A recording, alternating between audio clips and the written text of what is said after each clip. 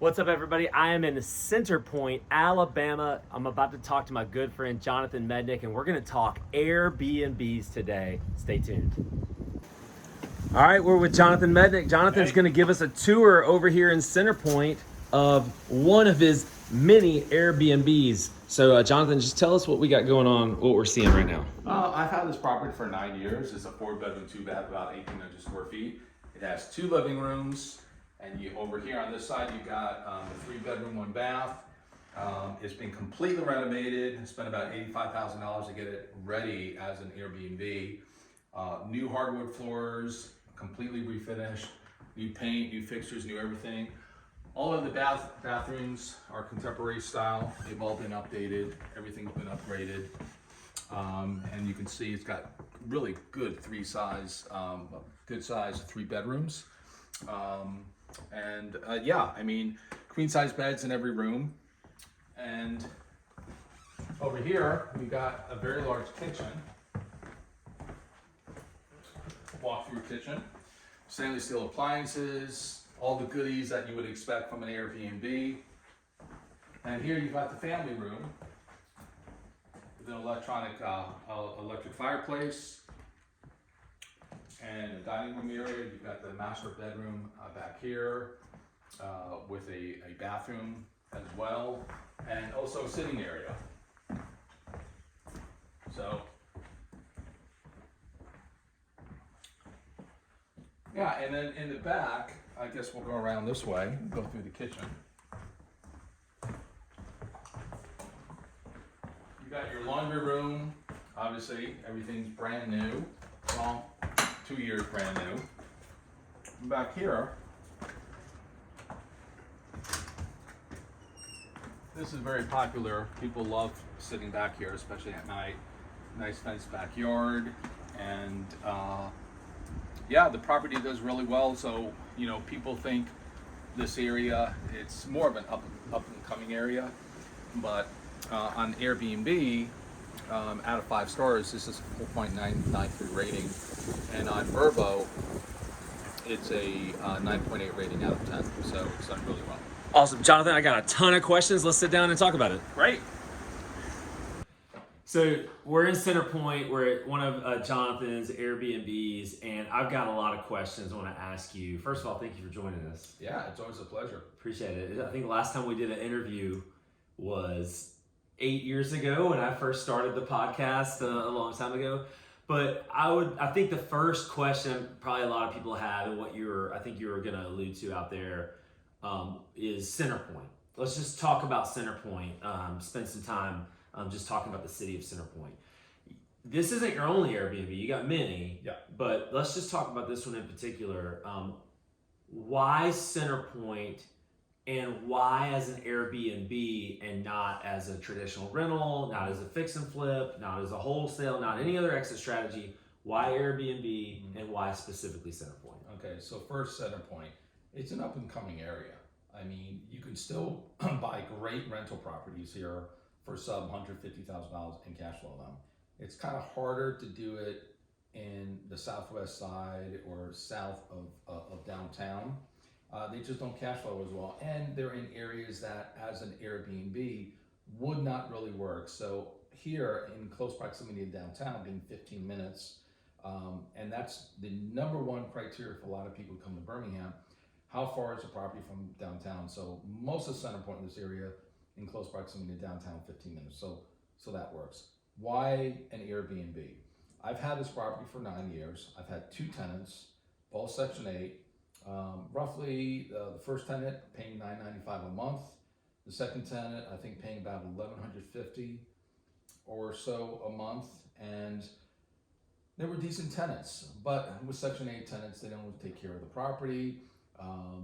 When he eventually moved out, there's turnover costs, a considerable amount, and just decided that, you know, we had already converted several of our other long-term rentals into Airbnbs, and decided that why not this one? So in December 2022, I did a full renovation because making a property rent ready for a tenant versus making it available on Airbnb or Verbo, a short-term rental, it has to be a higher quality renovation. So after about 2.5 months, spend about $85,000 to get this property to the point where it needs to be, where it could welcome guests weekly. And so far, this property pulls in and grosses about $45,000 a year. So when you look at the numbers, and it's a free and clear property, if I'm making $700-800 a month after expenses with a Section 8 tenant, as an Airbnb, I can pull in anywhere between $2,000 to $4,000 net each month. So that is why I had moved it over into an Airbnb from long-term rental. Got it. So I got a lot of questions still. So I do want to separate the two. We are going to talk about Airbnb a lot. Most of the show is going to be Airbnb, but I do want to kind of dig in about Centerpoint. So you mentioned close proximity to Birmingham, and this is not there are way worse areas in Birmingham than Centerpoint, way. Yeah. But Centerpoint is not Vestavia. No. It's not Mountain Brook, obviously. It's not even Trustful. It's not even Hoover, So when I think, again, I don't do Airbnb. So when I think of Airbnb, I'm having a hard time understanding why this works in Centerpoint for Airbnb. Can you explain that? All right, so 2 things. All those cities you mentioned have pretty much banned short-term rentals. Totally get that. Right, so typically, if you could allow it like Homewood, it's minimum 30 days, and that's what we call a midterm, and we can talk about that after. But when it comes to Centerpoint, and we have properties in Southeast Lake that are Airbnbs or short-term rentals, it's a question of affordability. So there's 2 types of short-term rentals. There's the luxury, where you go to a destination and you stay at a resort overlooking the ocean, or you're in the mountains to go skiing, or you're in the Smoky Mountains, which is the #1 destination in the country for short-term rentals. You go there because you want the experience. People who come to Birmingham and stay at short-term rentals are not coming here for an experience, not coming here for a vacation. It's a necessity short-term rental. So what I mean by that, they come here for a reason. They come here for a family get-together, for a family event, a wedding, or a funeral. I've hosted several funerals here at wakes, believe it or not. They will come here for an event that is downtown. They come here for a barber. They come here for any kind of music event or even football, where we've had people stay here and then they've gone down to Tuscaloosa for the games. So this is a necessity, and the #1 reason that these properties rent, and they do as well as they do, is because of the affordability factor. This property on average will rent anywhere in the low season $175 a night to high season to $300 a night. It sleeps 9 people. So if you have a family who is coming to town and they need all these hotel rooms, it doesn't make sense for them to have 4 or 5 hotel rooms at $150 to $200 a night when they all stay together in a very affordable house in a safe area, because this is a safe area of Centerpoint, and they have close proximity to downtown within 15 minutes. And that, my friend, is the reason why Centerpoint works as a short-term rental market.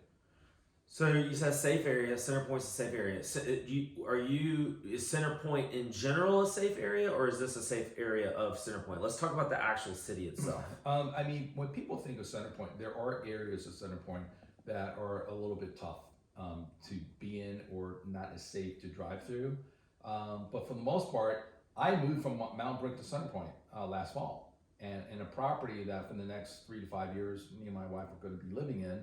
And then eventually we'll vacate the property and turn that into an Airbnb, and that's a very large property, probably would be about $350 a night.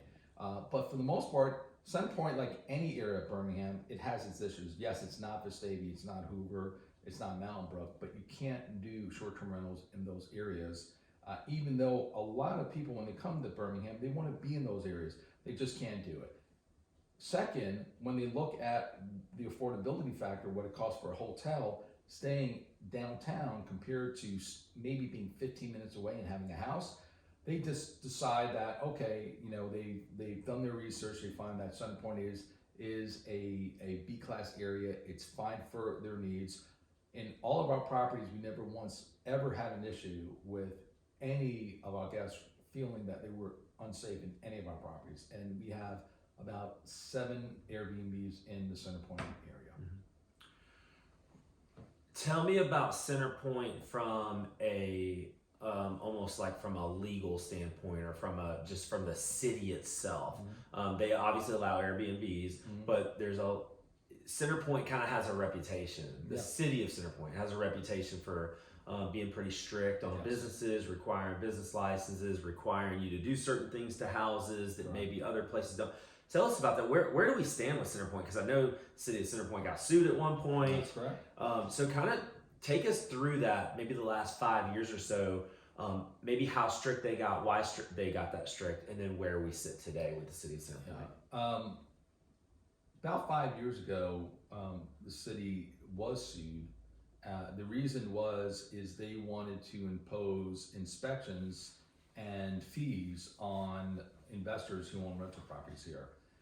And so another investment company took them to court and they lost. And so no more inspections. So the way that worked is Center Point, the city of Center Point lost. Right, they lost. So the way that works at the time is that in order to allow the property to get a CO, certificate of occupancy, they had to come and inspect the property and make sure it was ready for rent. And they wanted to make sure they received income for the business license as well. And it was just, I think for a lot of investors, and this is not my personal take, a lot of investors, especially some of the hedge funds who bought in this area, just thought it was a money grab. And so, the spirit or the lawsuit or the logic was, you can't just pick one demographic of a homeowner and impose your will on them. If you're going to do that, you have to do it for everyone. And so that was a logic they went into court that they took with, and the judge sided with the plaintiff, and they won that case.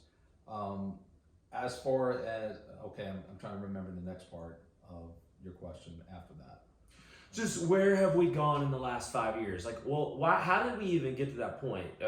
Like with them having to even bring the lawsuit on, and then where are we today? Okay, so years ago, and even I'd say up until this point, maybe a year or two ago, Center Point is very rent heavy. I mean, I would say there's probably more than 50%, maybe 60% rentals, 40% ownership.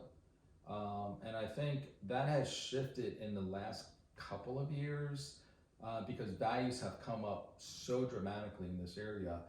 You're sitting in this property that I bought for $31,000 in 2016. This house today will appraise for about $275,000 in 9 years.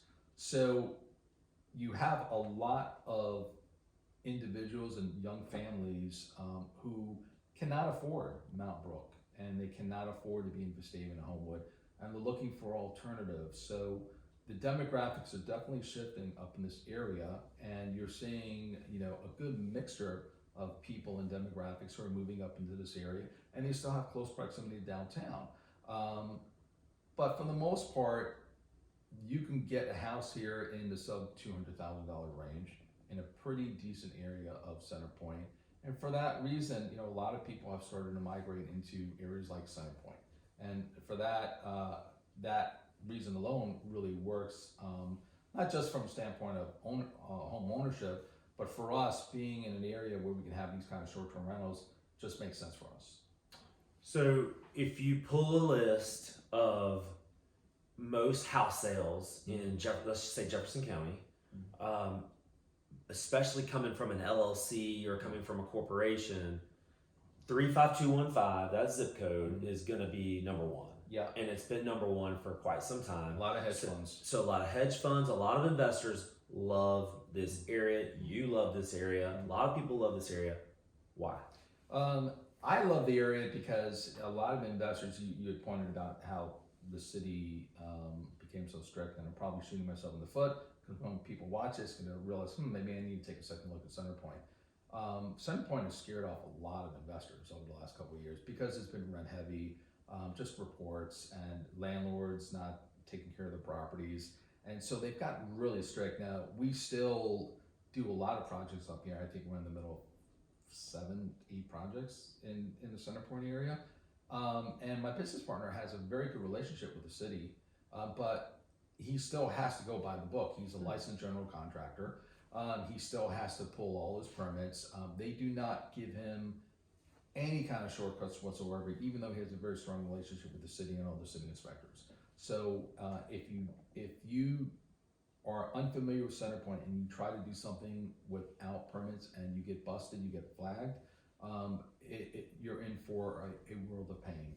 So that reason alone is and the fact that years ago they try and impose this business permit on landlords, it scared away a lot of investors. So, and a lot of the hedge funds who were buying here just basically stopped. I think the other part is that prices have gone up exponentially, that when you look at the standpoint of keeping it as an investment versus what you pay for it and versus the rent, the ratio, you can't cash flow properties if you bought these properties like in the last year or two. It's very hard. You still have to buy these properties sub $100,000 to make the cash flow work. Yeah.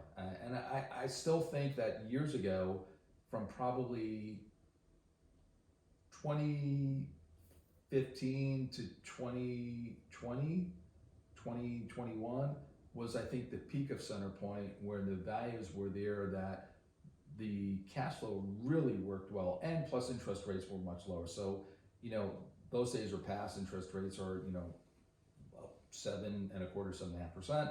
So the cash flow is not what it once was, but I don't know if now today, if you look at if 35215 would still be the #1 zip code in Birmingham for investment properties. I'm not sure that would be the case today. Could be, you tell me. Well, you're in luck, because I'm actually making a video very soon. We're going to dig into where all the companies, where all the LLCs are going to be buying, so stay tuned for that very, very soon. I've told this story a lot. This is where I wholesaled. Mm-hmm. So all those years ago, 2013 and 14, I remember pulling the list from STRs. Where are all of where are people buying? Where are the investors buying?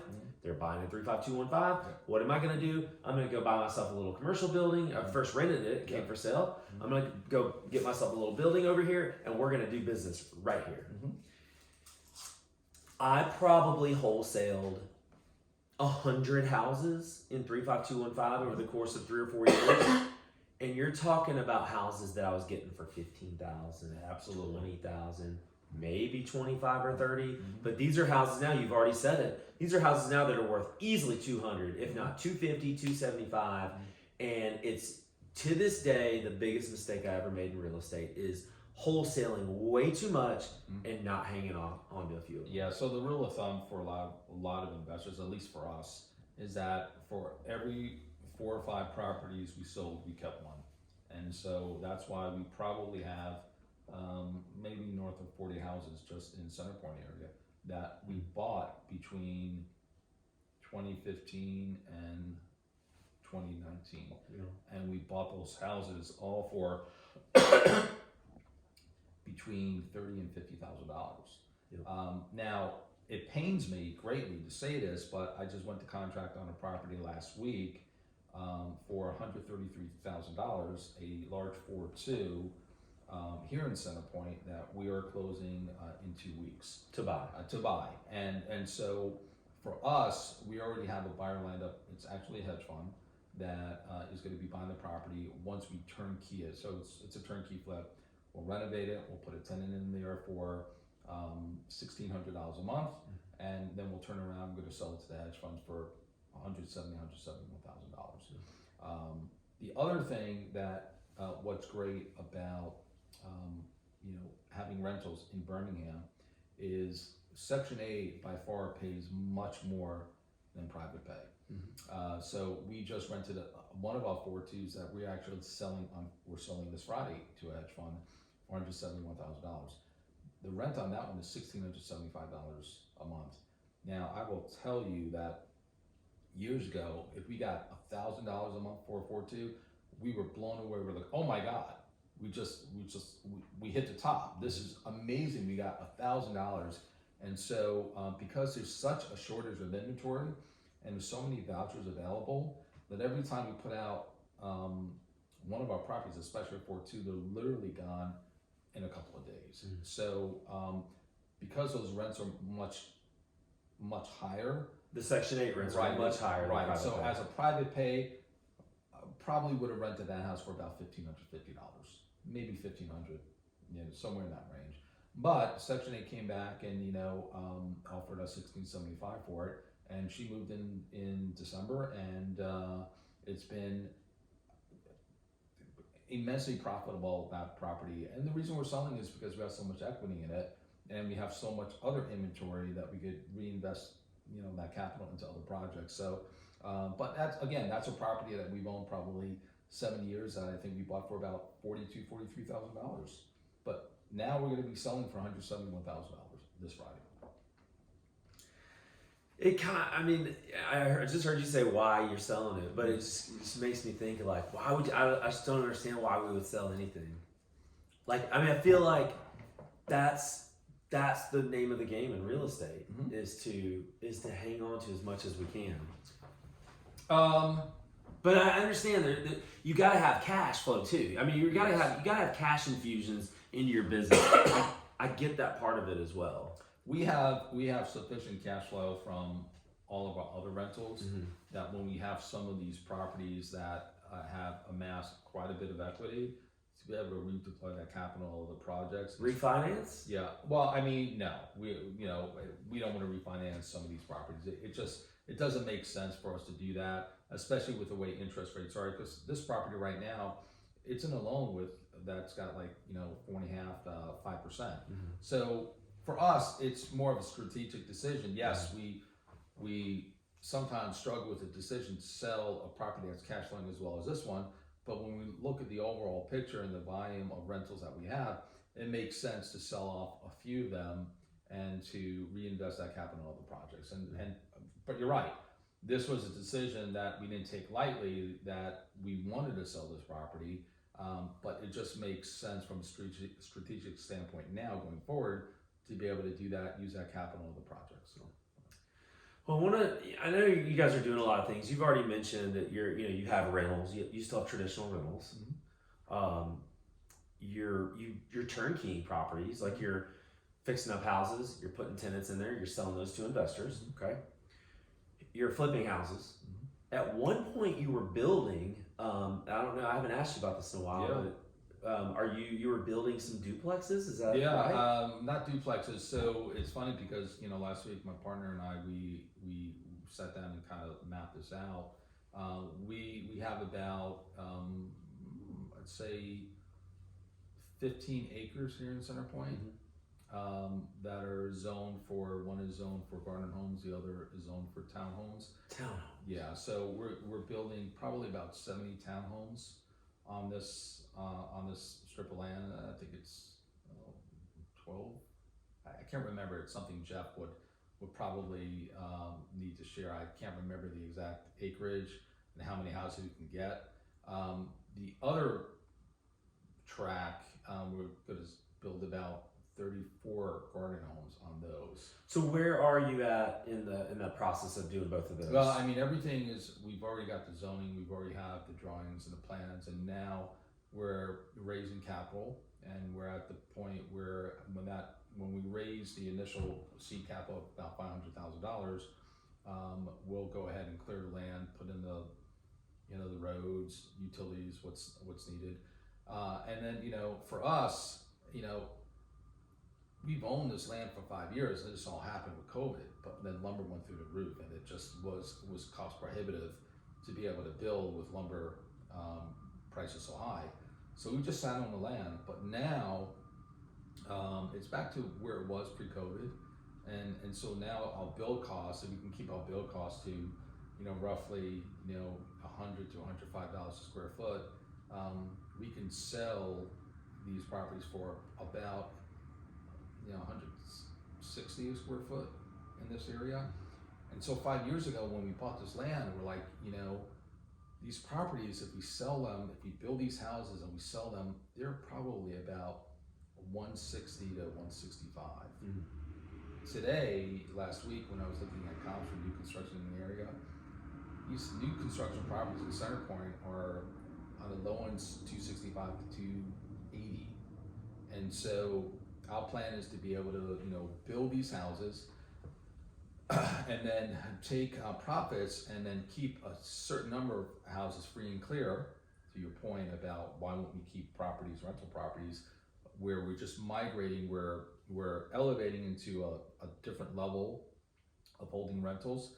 So, if you've got, 40 or 50 houses and you can keep 5 free and clear, that's the name of the game. So again, for every, 3 or 4 that we build, we'll try and keep 1, or maybe every 5, whatever the ratio is. So that's the goal, is to be able, to keep those properties free and clear and have additional cash flow and just add it to the inventory. So it sounds as you're actively investing in real estate, but you're doing active deals, like you're doing active income type of deals, whether it's a flip or whether it's something like that, where it's a build and basically a flip. But you're also kind of getting this passive income stream going as well. And I know we've talked about this in the past, the importance of having multiple streams of income coming in. You're also a realtor. Yep. I'm a broker for 12 years now. Yeah. So, and I'm also a money broker. I help other investors line up hard money, and if they're going to refinance their properties through reibrokers.com. So, a lot of investors come to me because they need help either with acquisition loans, bridge loans, or refinancing, and they don't know where to turn to, because going to a traditional mortgage broker, they don't understand what we go through every day, and they don't speak the same language. We do. So when I'm talking to a client, I'm approaching it from the standpoint of putting myself in their shoes, because I've been there so many times. So being able to offer that part of the business to other investors and help them grow their business and help refinance and help them get bridge loans is critically important to our success as well. Yeah. So you're a loan broker, or you're a money broker. I mean, you've just got all these different avenues of money, but it probably didn't always start that way. Multiple streams of income.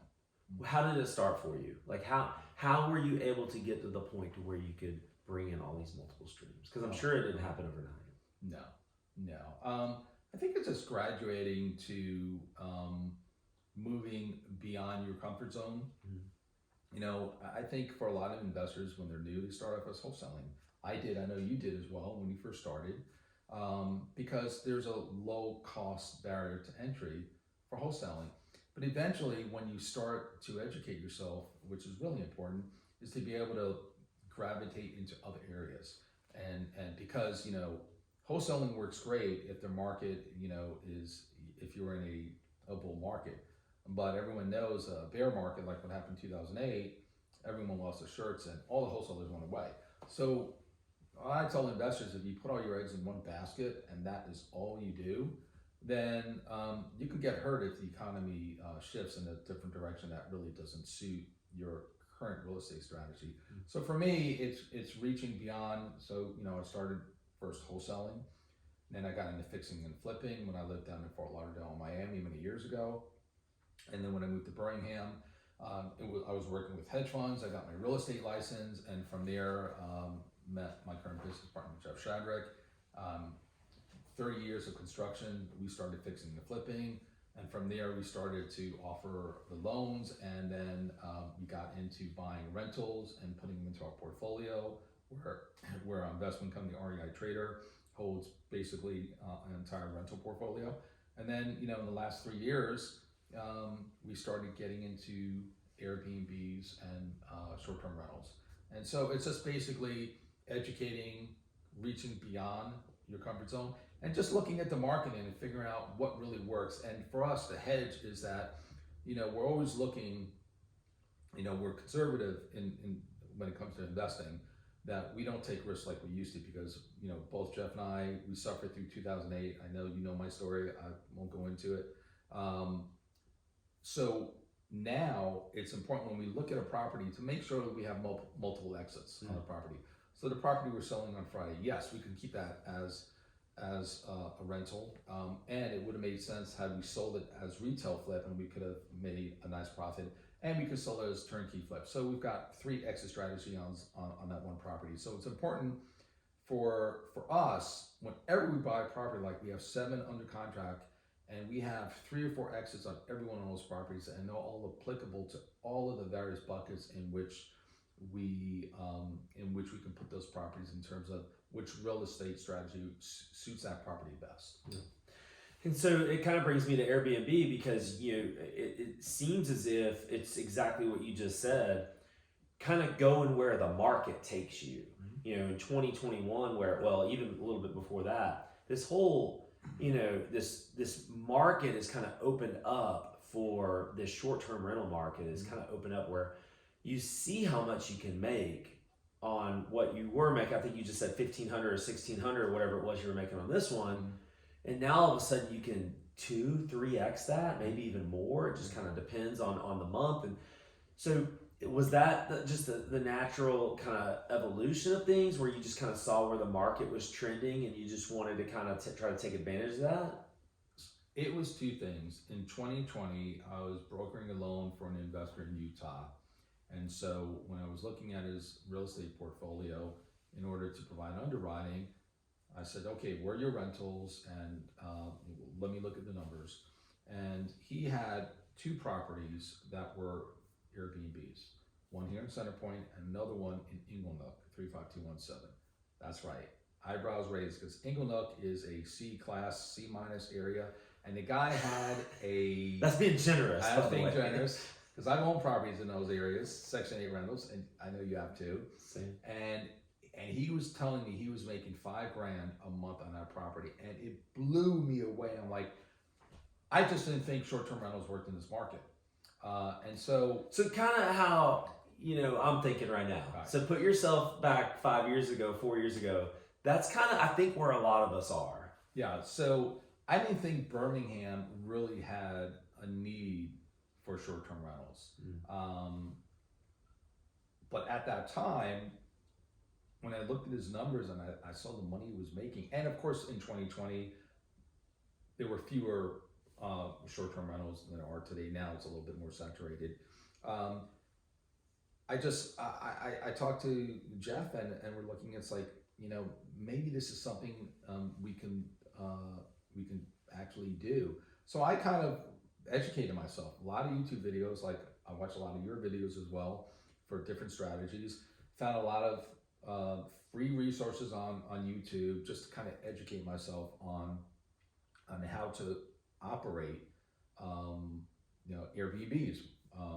So anywhere from furnishing it to housekeeping, to resupplies, logistics, to dynamic pricing, the various platforms you're going to put on, all the documentation that's needed at the properties, and putting a system in place, and just trial and error, trying to tweak it over the last couple of years to get it right. So in 2020, we had a property in Eastlake that we bought from a wholesaler for $12,000, put about $100,000 into this property, and put it on the market for $135,000. It sat. We could not find a buyer for it. So at the time, I was brokering this loan for this investor.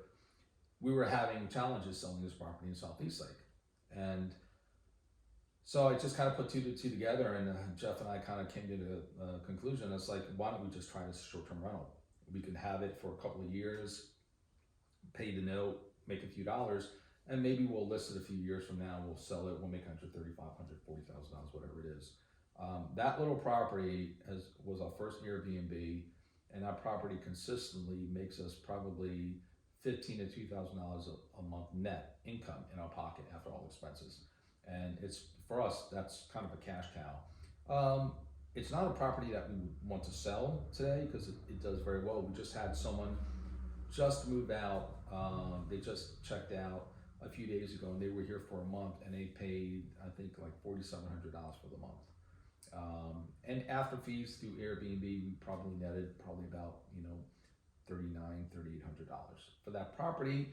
Had we rented, probably would have gotten about $1,100 a month for that property. So it just made sense. So that was the catalyst for us to start looking at, you know, short-term rentals as a viable strategy for what we do.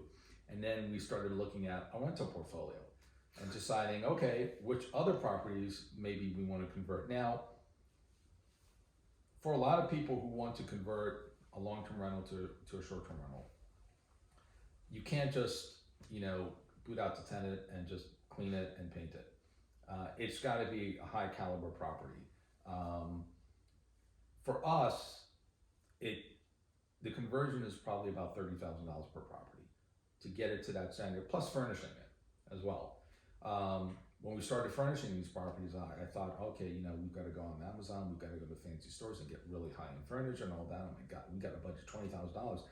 And Jeff looked at me and said, Walmart, you know, thrift stores, flea markets, and everything you see in this property have come from flea markets, thrift stores, dollar store. My wife and her mother, all the decorations you see, Dollar General, $5, $20 here and there. Mm-hmm. And usually we can decorate a property for, with the appliances for less than 10 grand. That's furnishing the whole thing, all the bedrooms, everything. Exactly. So the appliance is probably going to be about 3 grand. So you got about 7 grand or less in furniture. And so yeah, for us, we had as many as 16. 16 short-term rentals. Yeah. And so now we're down to 12 because we sold 4. And the reason is some of them just didn't perform well, or others was what we call a slow flip. We had a property on 10th Avenue in Southeast Lake. We couldn't sell it years ago. We had an Airbnb for 3 years, and then we were able to, at one point, we decided to put it on the market, and we got someone to buy for $135,000, and we made exactly what we would have made a couple of years ago, and it worked for us. So some of these properties, a temporary fix is to turn into short-term rentals with the intention a year or 2 later, when the market is where it needs to be, for us to sell it and maximize our revenue, and then move on into other things. And then we just take the furniture and we move it into another property, or we sell it. You mentioned that some of them just didn't work. Mm-hmm. What are some reasons why? Because you're sitting here talking about Inglenook. You're talking about, you know, I know we have mutual friends that have some in Tarrant. Yeah. Centerpoint, Roebuck, I'm sure. Yep. East Lake, this whole kind of east side of town over here, because I'm going to get to a lot of areas don't allow it in Birmingham, but why didn't some of them work? And what are maybe kind of a piggyback to that question is, what are some things that we should kind of know to do or to not do? Okay. How to unpack that question. We had one property that was a rental, and it was a risk in Woodlawn that we decided to convert into a short-term rental. After about 3-4 months, no. Why? People didn't feel safe in that area. You know, and we thought, you know, would it work? Could it work? It was nicely furnished. The property was fully renovated. Just the neighbors, people constantly complained about that. So the number one thing, if you're owning a short-term rental and you have an Airbnb in Verbo, is your reviews. Reviews can make or break a short-term rental. So the reviews were not good for that property. And so if you are booking on Airbnb and you happen to see reviews, and out of 5 stars, you're at a 4.1, and you're seeing negative reviews, less likely that, you know, you're going to book that property. So bad reviews equals, you know, no guess, which translates into no income. So that we pulled the trigger to sell that property as well. So because I've used Airbnb, I've never had a short-term rental. Does the rating stay with the property, or does it stay with the host? Stays with the host. So if you have a bad property, it affects me. It affects the host. Right. Right now on Airbnb, you have to maintain, and we're Superhost, and we have properties in Centerpoint and Southeast Lake and also Roebuck. You have to maintain a 4.8 rating out of 5 stars to have Superhost status, and we've been Superhost for 2 years. We're 4.82, 4.83. On VRBO, it's Premier Host. Out of 10, I'm trying to remember. I think you have to have. I can't remember exactly what it is, but I know we are premier host. We've been premier host for a couple of years. I can't remember exactly what the statistics are. So when you look at all of our properties and people look at us and say, "Wow, you're super host, you're premier host, and you're in those areas." What it really comes down to, it's a mind shift. For people on long-term rentals, you don't really communicate with the tenants. You're hands off. The only time you hear from them if there's a maintenance issue, or you have to reach out to them if they're late with rent and they're in arrears. And that's it. You're hands off. When you operate short-term rentals, you're in the hospitality business. This is a mini hotel. Every property is its own hotel. You're communicating with guests. You're setting pricing. You're marketing the properties. We have a direct booking website for all of our properties. We have 3 housekeepers. Housekeeping schedule, then the resupplies and managing of that, all the logistics. When there's damages, having maintenance on call if something goes out. It's pretty intensive. But when you weigh, the cost of carrying a long-term rental and the $200 or $250 a month net income versus owning a short-term rental, and as you said, 3x, 4x, 5x the income, it's worth being moved into that hospitality mindset of being able to say, wow, I could really do well. Now, I would tell you, when Jeff and I first started this, he made a very good point. He said, look, worst case, we average what, $250, $300 a door, of all entire portfolio of our properties on average. And in the worst month, if we make at least that, we're doing okay. And so, because that's what you would have done anyway. Yeah, that's what we would have done anyway. So for us, it was just an investment in, improving the property to a short-term rental standard and furnishing it. And then, if some of these properties didn't do well, like the one in Woodlawn, we end up selling it. And so we did sell that property, and we did very well. And it wasn't a property we planned on keeping long-term. Other properties, we decided that we couldn't sell them a few years ago. We turned them to Airbnbs a few years later now. The market's conducive for us to be able to hit the number we want, take profits, move out the furniture, and move into another property. What other, well, first of all, you mentioned, I'm going to get back to the mistake question in a second, but you mentioned all the things that you have to do and be when you are doing short-term rentals. Yeah. It's not just put it with a property manager and I'm done. You are in the hospitality business. Yeah. You're having to set up all these things. So I can imagine there was a lot of trial and error with that.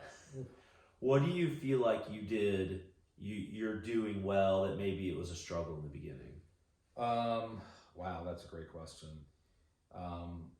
Probably having the systems in place that when something goes wrong at the property, I will get calls at 9 o'clock in the evening.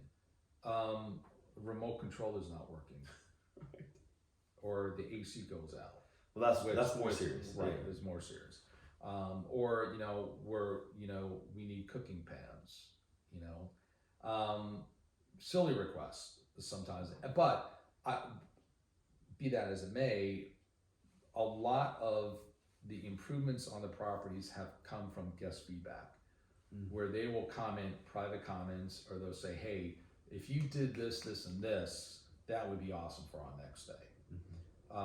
And we take guest feedback extremely seriously, and anything that's relevant, we will incorporate it and we'll improve it. Like this property, it's a gorgeous property. This is our flagship. I love this house. We've had a couple of recent guests say, hey, Matt, it would be great if you had a dishwasher in this house. I just didn't put a dishwasher into the property. So now I'm in the process of making that investment to put one into this house. So I think taking guest feedback and plus housekeepers, because they're at the property weekly to do the cleaning when things go wrong. I think putting a system in place and then squeezing every efficiency you can out of it to streamline it and make it so you could be as hands-off as possible. So I think the most important takeaway for me if I told someone that last couple of years, is the feedback and creating the documentation and systems. So when a guest stays at the property, there's less likelihood of them communicating with you because they're in need of something or they don't understand something. So for example, the number one question we'll get on the platforms, when I mean is Airbnb, VRBO, Booking, other websites, is how far is the property from X, from the Alabama theater, from from downtown. What I've done is in the description and in the house manual at each property is to incorporate all of the points of interest in Birmingham and exactly how many miles it is from the property, from each property to that point of interest. And so we would weekly get, 5 to 10 of those questions, and now it's 0.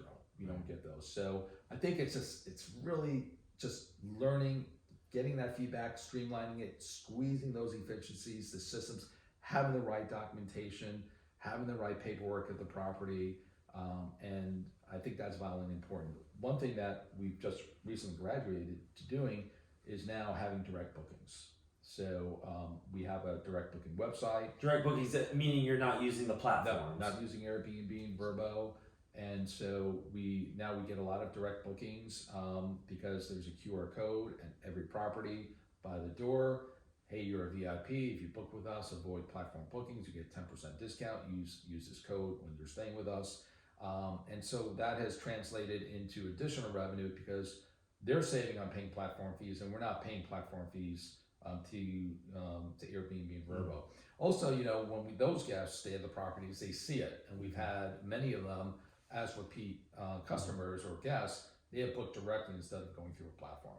And so it's just kind of learning, graduating, and evolving, and trying to get to that next level of how can we make the property better. I think at present, what we're trying to do is we're trying to squeeze every dollar out of the property. So we're constantly scrutinizing every dollar when it comes down to like resupplies. We recently, at every property, we put Google Nest thermostats that we can remotely control through the app. Because sometimes guests would, they leave in the summer, and we have workers staying, and they put it at 62 degrees. Or in the winters, it's at 85 degrees. And so, and we get a $700 bill. Now, we're probably, that one strategy, that one improvement in the process, we're probably saving about 25 to 30% on utility costs prior to just having regular thermostats on the property. Do you think anybody could do this? Oh, Brian. I think, for a lot of people, if they're local to the market, and they're just tired landlords, but they've got a really good property, and they've just had not a pleasant experience renting it to Section 8 or regular tenants, and they tear up the properties and looking to do something different. I think it's worth it for that particular investor to explore this particular strategy. And I think it would make sense for some of them.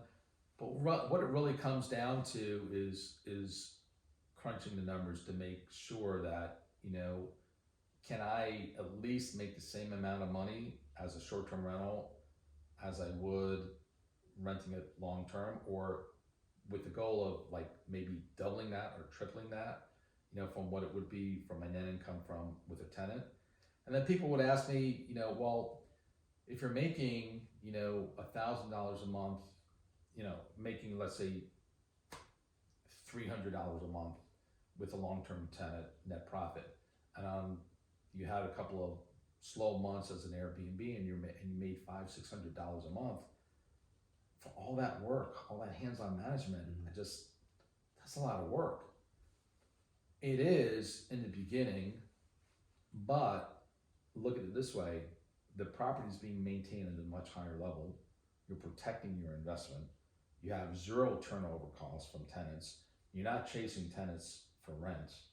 And so in the eventuality at some point in the future, if and when you decide to sell the property, it's not like you got to put a lot of work into the property. This property that you're sitting in, wow, I bought this house for $31,000. I put about probably 25 into renovating it to make it rent ready status.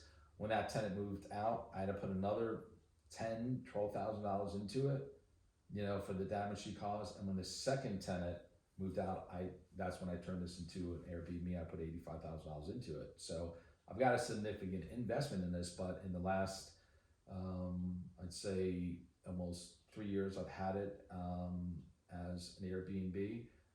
My gross income on these, and each year I've already recouped that. I mean, I've grossed 90,000. So out of that, I probably, not all of it. I probably made back maybe about 50,000 of that. So in another year or two, I will completely recoup that, and I'm basically for a property that is primarily free and clear property. A lot of expenses. There's a lot of hands-on. Mm-hmm. If you have one property, I imagine it's got to be you. You can't really delegate it. It's got to be you. If you got 2 or 3, it's still you. You guys have 16, is that what you said? Well, we have 12 now. You have 12. We sold 4. So you have 12 now, but even then, you've got to be involved. And I know you probably got some systems set up, but you're still. Yeah. If a major thing happens, it's you. Yeah. Yeah. So there's some give and take there. Obviously, being where we are, not having the eviction, a possible eviction or the non-pay, that's huge. So that kind of almost like makes up for it. But there's a lot of expenses here. Like to sit here and say, 90,000 gross, and then you go, you're 50,000 net.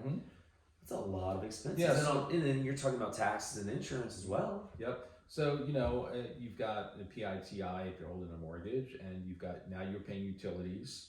You're paying supplies, you're paying for the waste, garbage, you're paying for internet.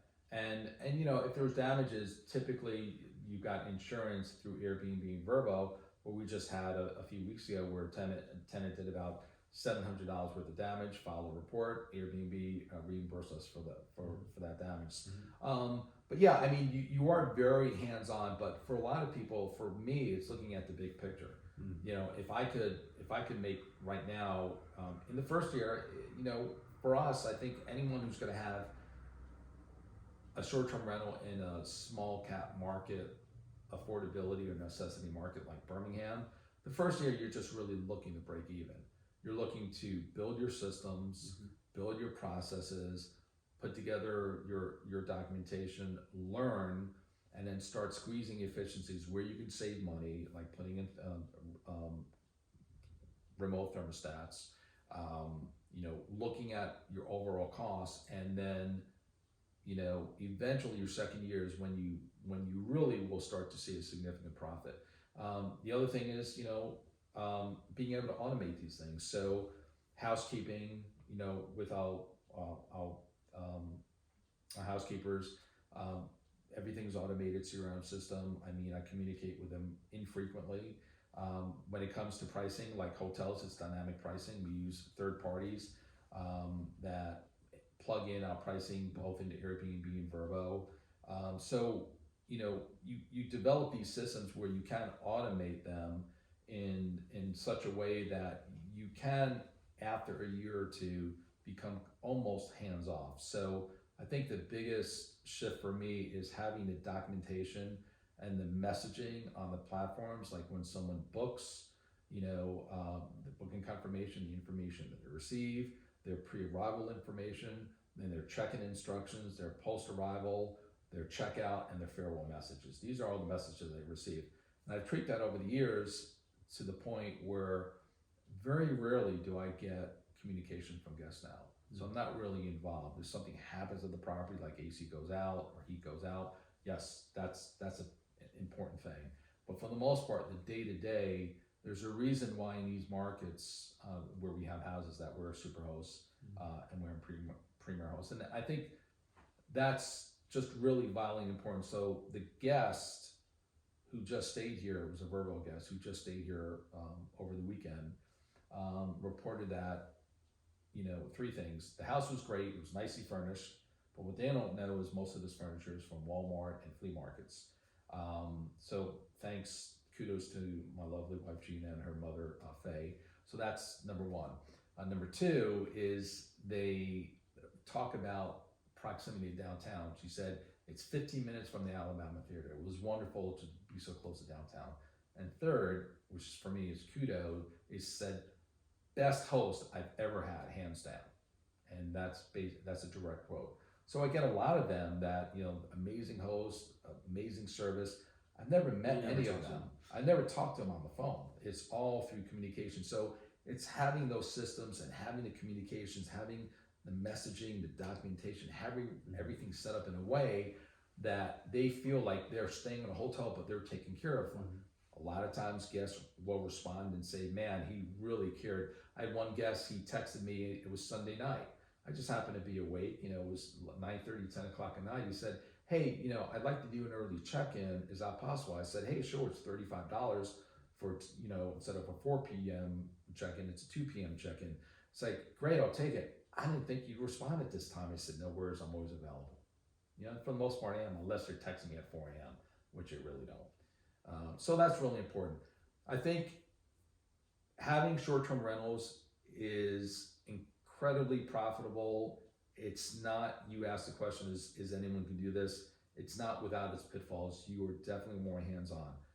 But how to elevate that beyond just having short-term rentals, it's what's called midterm rentals. Are you familiar with midterm rentals? So a month at a time or so? Yes. So midterm rentals is classified as anything 28 days or greater, or technically, a month or longer.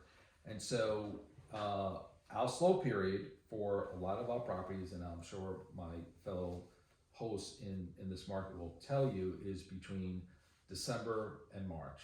That is a slow period. And last year it was an awakening for us. We barely broke even on those ones, and you kind of question, do we even want to continue having these as short-term rentals? And so again, exploring the midterm rental markets. And so, what are some of the midterm guests? They are workers, contractors. They are people who come in working at Walmart's for a month. They're electricians. They're displaced homeowners who locally their property caught fire or flooding damage. They stay at the property. It's people who are moving into the area who just need a place for 3 or 4 months. And so having midterms have been hugely profitable. So of our 12 properties from December into this week, when we have a few of them checking out, 7 of our properties have been occupied between 3 and 8 months. One of our properties, as midterm, with a displaced homeowner, and I can show you the numbers and I can show you the checks, makes $8,000 a month is what we charge the insurance company for a property that was Section 8 occupied for $1,100. $8,000 a month is what they're paying. So midterms are hugely profitable for us. And so we continue to nurture those relationships with a lot of the insurance carriers, relocation services and companies. You can reach out to them. Even a lot of times at Centerpoint, when I'm driving around and I see, construction workers, I'll stop and I say, are you guys, and I see an out-of-state license plate, where are you guys staying? Do you have the name of your employer? Can I call them?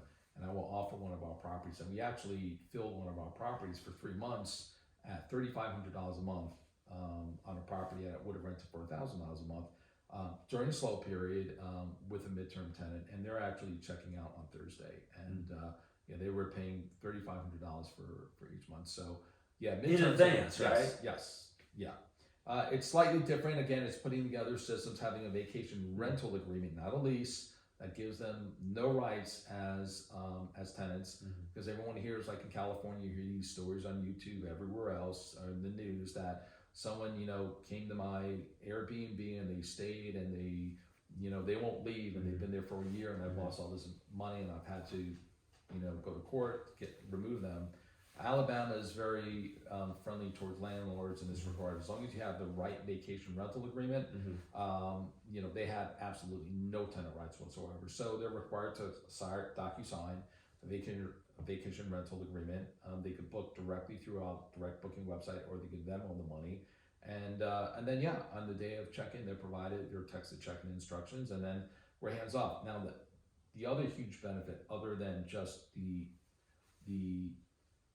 anywhere from $3,500 to $8,000 a month we earn from these properties, is we have no turnover costs. There's no housekeeping fees, and there's no resupplies either. We don't continue to supply do any of that. So on a property where a monthly cost is maybe $1,200 to rent, to have it at $8,000, we're making a $7,000 profit a month on that particular property. Yeah. And so that particular guest has been in the property for 8 months, and she's due to renew March 15th, and I think they'll renew another month. So you're paying utilities. Mm-hmm. Yeah. You're paying obviously taxes, insurance, if there's a loan, all those things. Yeah. But really not much more. Internet, Right. Well, I consider right, that a utility, but you're probably paying a fee, the fee that they book it on Airbnb or whatever. No, because they're direct booking. See, the beauty of with midterms is that it's not reactive, where with Airbnb and Vrbo, you're waiting for someone to book your property. When you're midterms, you're proactive. You have to go out. You have to communicate, like in Furnish Finder, another great resource, furnishfinder.com, to find the midterm traveling nurses. We hosted them as well. Is to be able to nurture the relationships with the insurance companies and the relocation companies, that you're gonna be the first call. So they will call you. You nurture these relationships. You posted the properties on the website. You give them all the information. You check in with them frequently, like we do, and just say, hey, do you have anything coming along? And then you say, well, we need something at the stadium. We need something in Hoover, or we have someone over in Trustful, but they like Centerpoint because it's in close proximity to their home. So yeah, it's nurturing those relationships. You have to build them, and then once you develop kind of a network, and then usually when they have a need for a displaced homeowner at least on the north side of town in this area, usually I like to think that it would be near or at the top of the Rolodex of who to call. It's a lot here. A lot of great information. I appreciate you sharing all that with us, Jonathan. What did I miss? Is there something that you feel like is important to vacation rentals that maybe I didn't ask, or maybe we didn't get to? Not really. I think, for anyone who wants to do this, it's really, it's not an easy process to do. It's not, it's really a paradigm shift in your thinking for you to be more hands-on. If you got a property that, like we've sold a lot of properties to out-of-state investors who have turnkey rentals there. And to this day, they've had them for many years. And they've come to me and say, hey, maybe I'm thinking about, short-term rental. Then we talk about the investment in terms of doing it, and the distance factor. And of course, now you've got to find a co-host, meaning someone who's like a management company. Do you do that? Very limited. We started branching out and offering, and I can't say we do it, but it's not 10% property management, it's 30%, because you really are hands-on. We're doing everything. Guest communications, resupplies, managing housekeeping staff, updating dynamic pricing, the documentation, doing wellness checks before guests arrive to make sure everything is perfect. There's a lot that goes into it. So I think, for a lot of out-of-state investors, who are trying to have a short-term rental in this market, or, if you're thinking about having a short-term rental in another market, you're really going to need a co-host, someone locally to manage it. But if you are local to that market, and it's something that you want to dig in on, I think it's very viable. But go dive in with your eyes wide open. Both feet firmly planted in front of you. It's not a lot of gurus on YouTube will tell you the huge amounts of money that you can make with Airbnbs, and a lot of times they're talking in luxury markets and vacation destinations. And so for us, the whole goal for us and having short-term rentals, Airbnbs, is to basically to at least double, triple, 5 times X out income what it would have been with the tenant, and to maintain the properties at a higher level, and they're not, they're not trashed, like a lot of tenants will once they vacate. So, you're protecting your investment. And I think if a lot of people want to do this, if you want to protect your investment, and this is something you really want to dive into, I think it's worth exploring. It's something that's unexpected for Centerpoint, for me, in my brain. I agree. It's unexpected for these kind of B, you call them B areas, maybe fringe B, C kind of areas of Birmingham. Because when I think of Airbnb, I'm thinking more luxury. And if Birmingham is luxury, then you would be in a Vestavia or a Mountain Brook, possibly a Hoover or a Homewood. So just the fact that you can kind of be on the periphery a little bit, and be in the city, by the way, because I know the city allows it too, be in the city of Birmingham. It's really interesting, and it's definitely worth something to explore if that's something you want to do. If anybody want to reach out to you, how could they do it, Jonathan? Well, I mean, one thing that we didn't talk about, you probably are aware of, I have started doing coaching, education, mentoring. Had no idea. Yeah, and so my website is rei.school. rei.school. Love it. Yep. So right now it's free resources. I have a weekly newsletter. I've got several thousand people subscribed to it. And you didn't put me on this list. I'm not getting it. I think you're getting it. I'll have to check. It must be going to my spam because I'm not getting it. It could be. So rei.school is just a free resource for investors to talk about different strategies, analysis. So every week, every Monday, the newsletter goes out. I post 2 stories weekly, and so it's free to subscribe. And the website has all of these articles and different strategies, analysis, insight. And so it's kind of a way for me to kind of give back. So if they want to reach out to me, the best way is that email address, which is guru@rei.school. Guru@rei.school. Guru@rei.school. I'm going to check it out. I want to get on your email list. Yes. I know there's going to be a wealth of knowledge. Jonathan, you've been doing this for so long. I appreciate you sharing some great information with our folks. Jonathan Mednick, everybody, if you want to reach out to him, guru@rei.school. Appreciate you guys tuning in. We'll see you next time.